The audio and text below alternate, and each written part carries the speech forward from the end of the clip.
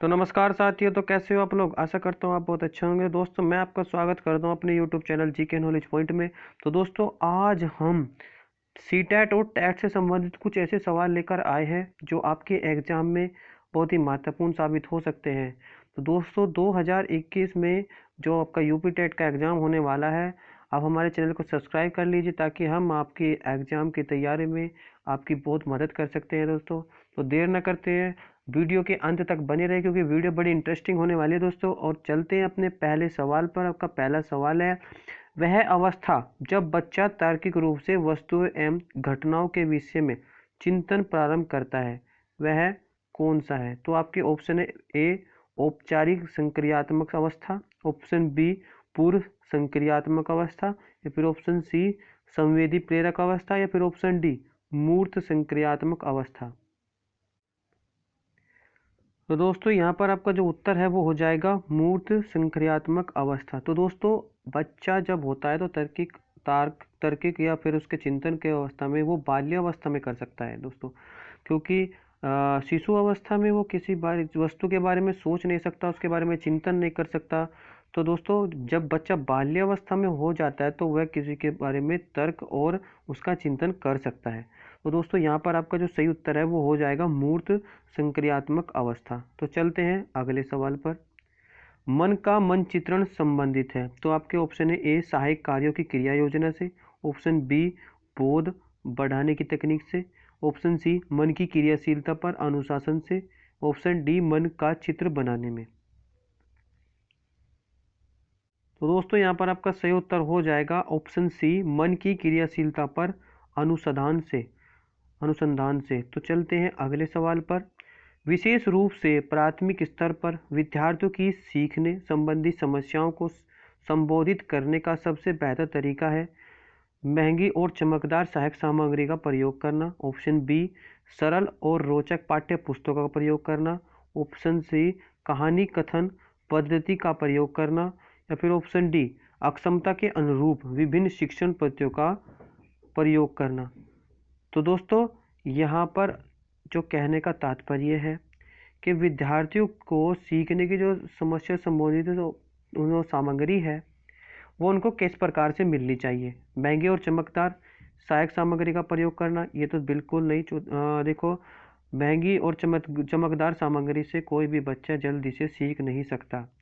रही बात सरल और रोचक पाठ्य पुस्तकों का प्रयोग करना, सरल और रोचक से भी आदमी या बच्चा जल्दी से सीख नहीं सकता, क्योंकि रोच और सरल होगा तो बच्चा उसमें सीख क्या पाएगा। तो कहानी कथन पद्धति का प्रयोग करना, कहानी का भी अगर हम प्रयोग करेंगे दोस्तों तो बस ये इतना कुछ नहीं सीख सकेंगे। ऑप्शन डी अक्षमता के अनुरूप विभिन्न शिक्षण पद्धतियों का प्रयोग करना। अगर आपकी जितनी क्षमता है, जितना आपका बजट है, उतने के हिसाब से अगर आप उनको शिक्षक के हिसाब से अपना ला के दोगे तो बच्चा उसको समझेगा और उसी के अनुरूप वह शिक्षा ग्रहण कर पाएगा। तो दोस्तों यहाँ पर आपका सही उत्तर हो जाएगा ऑप्शन डी। चलते हैं अगले सवाल पर। निम्न में से कौन से बच्चे की सामाजिक मनोवैज्ञानिक आवश्यकताओं के साथ संबंध नहीं है? तो दोस्तों आपके ऑप्शन है ए संवेगात्मक सुरक्षा की आवश्यकता, ऑप्शन बी शरीर से अपशिष्ट पदार्थों की नियमित रूप से बाहर निकालना, ऑप्शन सी सानिध्य की आवश्यकता, ऑप्शन डी सामाजिक अनुमोदन अथवा सराहना की आवश्यकता। तो दोस्तों यहाँ पर आपका जो सही उत्तर है वो हो जाएगा ऑप्शन बी शरीर से अपशिष्ट पदार्थों का नियमित रूप से बाहर निकालना। तो दोस्तों बढ़ते हैं अगले सवाल की तरफ।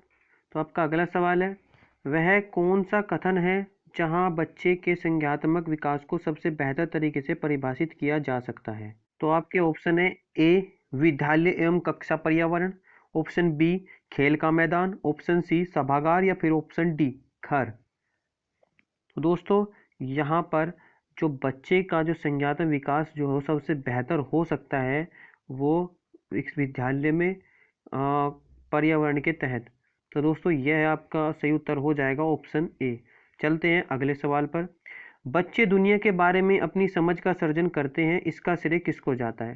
तो किसको जाता है, किस राइटर ने अब बच्चे जो दुनिया के बारे में सर्जन कर सकते हैं, इसका श्रेय किस राइटर को जाता है? तो उनके नाम है ऑप्शन ए पेवलो, ऑप्शन बी पियाजे या फिर ऑप्शन सी स्किनर या फिर ऑप्शन डी इनमें से कोई नहीं।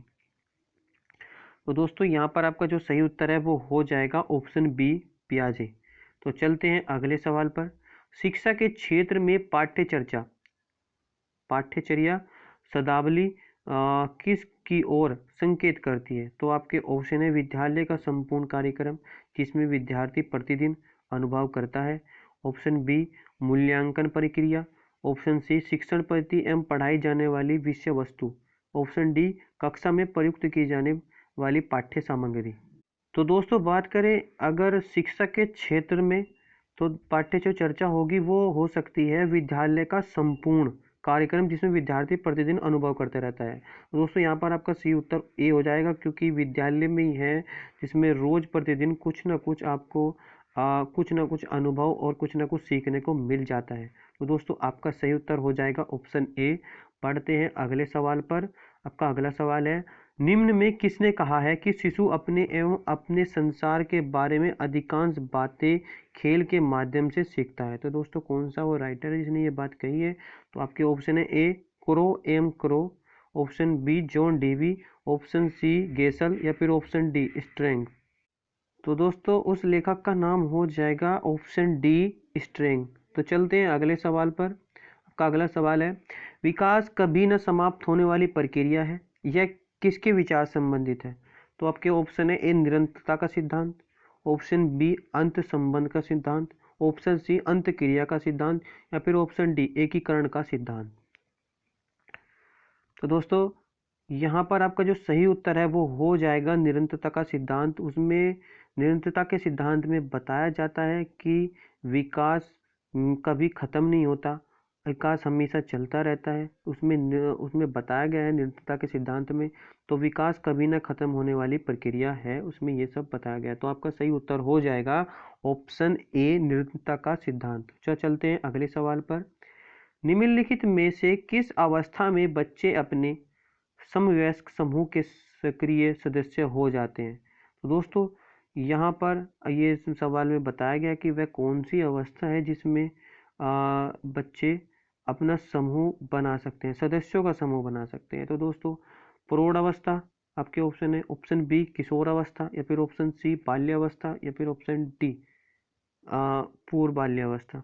दोस्तों बाल्य अवस्था में समूह बनाकर खेलते हैं लेकिन बच्चे, लेकिन वो समूह नहीं बना सकते सदस्य वाला, क्योंकि उस सदस्यों में लेडीज और जेंट्स का होना जरूरी होता है। तो दोस्तों किशोर अवस्था एक ऐसी अवस्था है जिसमें बच्चे या इंसान समूह बनाकर, जिसमें जेंट्स भी और लेडीज भी हो सकती है। तो दोस्तों यहाँ पर आपका सही जवाब हो जाएगा ऑप्शन बी किशोर अवस्था।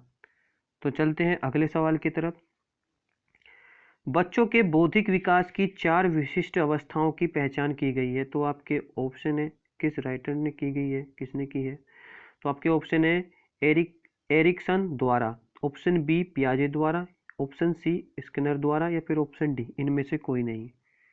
तो दोस्तों यहाँ पर आपका जो सही उत्तर है वो हो जाएगा ऑप्शन बी पियाजे द्वारा। चलते हैं अपने अगले सवाल पर।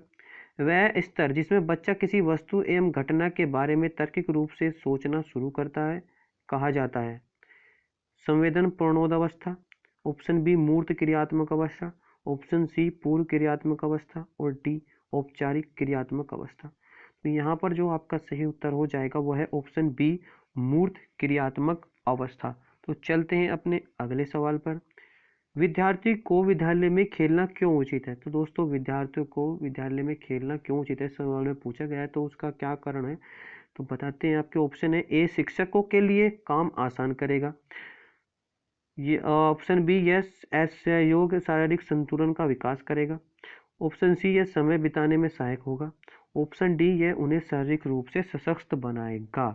तो दोस्तों यहाँ पर जो बात आ रही है कि यह असहयोग्य एवं शारीरिक संतुलन का विकास करेगा। तो दोस्तों ये ऑप्शन आपका जो बी है वो यहाँ पे सही हो जाएगा, क्योंकि वहाँ सहयोग सबके साथ खेलेंगे और उनका शरीर जो शारीरिक विकास है उनका संतुलन विकास बना रहेगा। तो विद्यार्थियों को विद्यालय में खेलना इसीलिए उचित बताया गया है।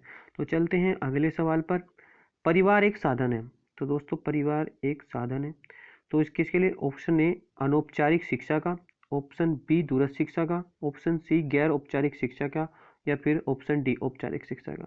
तो दोस्तों यहाँ पर आपका सही जो उत्तर है वो हो जाएगा औपचारिक सॉरी अनौपचारिक शिक्षा का। तो दोस्तों अनौपचारिक शिक्षा किस लिए? क्योंकि औपचारिक शिक्षा हमें विद्यालय में दी जा सकती है, गैर औपचारिक हम दूसरों से ले सकते हैं, समाज के बारे में पूछकर या के किसी वैसी कहानी वानी द्वारा जानकर। और दोस्तों बी दूरस्थ शिक्षा, दूरस्थ शिक्षा का मतलब होता है तो दूसरे लोगों से, मतलब दूर के लोगों से कुछ ऐसी बातें जानकर, उनके बारे में, समाज के बारे में, उन सब के बारे में जानकर हम शिक्षा ग्रहण कर रहे हैं। लेकिन अनौपचारिक शिक्षा जो जिसमें हमारे माँ पापा या दादा दादी कोई भी हमें ऐसी शिक्षा प्रदान कर सकते हैं जिससे मतलब ऐसी नहीं कि हम उसके बारे में ही शिक्षा मिले कि स्कूल में क्या पढ़ाया गया है, ये भी शिक्षा हम प्राप्त कर सकते हैं, अच्छे बुरे व्यवहार भाव, तो इनके बारे में भी जान सकते हैं। तो दोस्तों परिवार एक अनौपचारिक शिक्षा प्रदान करता है। तो बढ़ते हैं अगले सवाल की तरफ। एक शिक्षक विद्यार्थियों में सामाजिक मूल्य को विकसित कर सकता है। तो आपके ऑप्शन है ए महान व्यक्तियों के बारे में बोलकर, ऑप्शन बी उन्हें अच्छी कहानियां सुनाकर, या फिर ऑप्शन सी आदर्श रूप से बर्ताव कर, या फिर ऑप्शन डी अनुशासन की अनुमति को विकसित कर। तो दोस्तों यहाँ पर आपका जो सही उत्तर है वो हो जाएगा ऑप्शन सी आदर्श रूप से बर्ताव कर।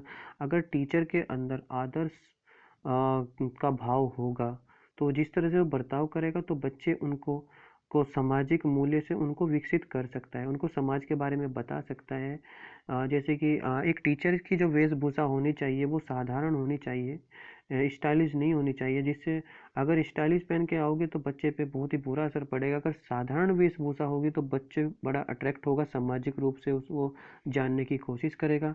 तो दोस्तों आपका सही उत्तर हो जाएगा ऑप्शन सी आदर्श रूप से बर्ताव कर। तो चलते हैं अगले सवाल पर। एक शिक्षक के लिए सबसे महत्वपूर्ण क्या है? तो एक शिक्षक के लिए सबसे महत्वपूर्ण क्या होना चाहिए? ऑप्शन ए कक्षा में अनुशासन बनाए रखना, ऑप्शन बी एक सुवक्ता होना, ऑप्शन सी विद्यार्थियों की कठिनाइयों को दूर करना, या फिर ऑप्शन डी कक्षा में समानुवर्ती होना। तो दोस्तों यहाँ पर आपका सही उत्तर हो जाएगा ऑप्शन सी विद्यार्थियों की कठिनाइयों को दूर करना। क्योंकि एक अच्छा टीचर वही होता है जो एक कमजोर विद्यार्थियों की जो वो पढ़ने की कोशिश कर रहा है तो उसकी जितनी भी कठिनाई जितनी भी समस्याएं हैं उसको अगर वो दूर करता है तो वो एक अच्छा टीचर साबित हो सकता है। तो दोस्तों आपका सही उत्तर हो जाएगा ऑप्शन सी। तो चलते हैं अगले सवाल पर।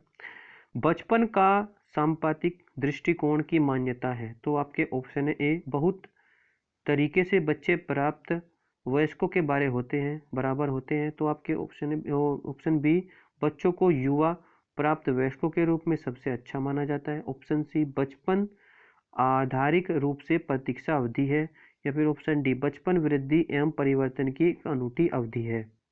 तो दोस्तों बचपन की बात अगर की जाए तो जब बचपन में बच्चा होता है बड़ा होता है तो उसमें बहुत ही वृद्धि होती है, बढ़ता भी है वो, और उसमें अलग अलग परिवर्तन देखने को मिल जाते हैं। तो दोस्तों यहाँ पर आपका सही उत्तर हो जाएगा ऑप्शन डी।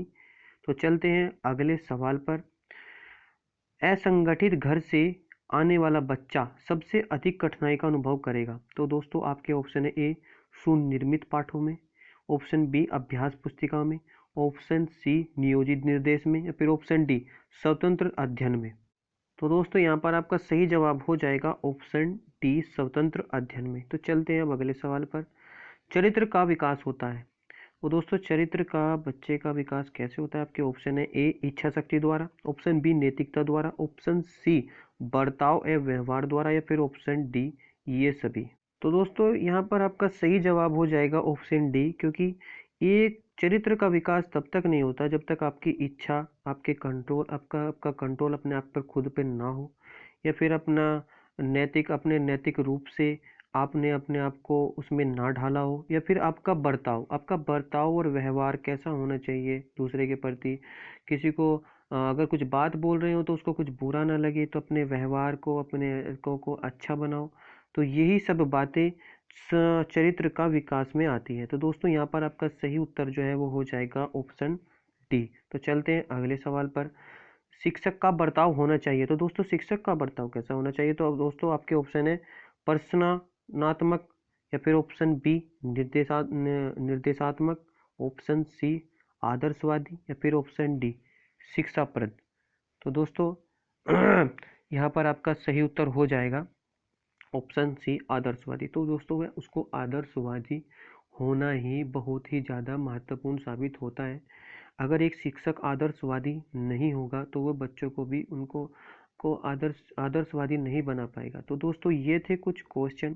तो दोस्तों अगर आपको ये जानकारी हमारे द्वारा अच्छी लगी, और दोस्तों यही सी टेट और टेट की जानकारी हम आपको 12 या दोपहर में 12 साढ़े 12 बजे तक देते रहेंगे। तो दोस्तों देर न करते हमारे चैनल को सब्सक्राइब कर लीजिए ताकि ऐसी जानकारी हम आपको आगे भी देते रहें।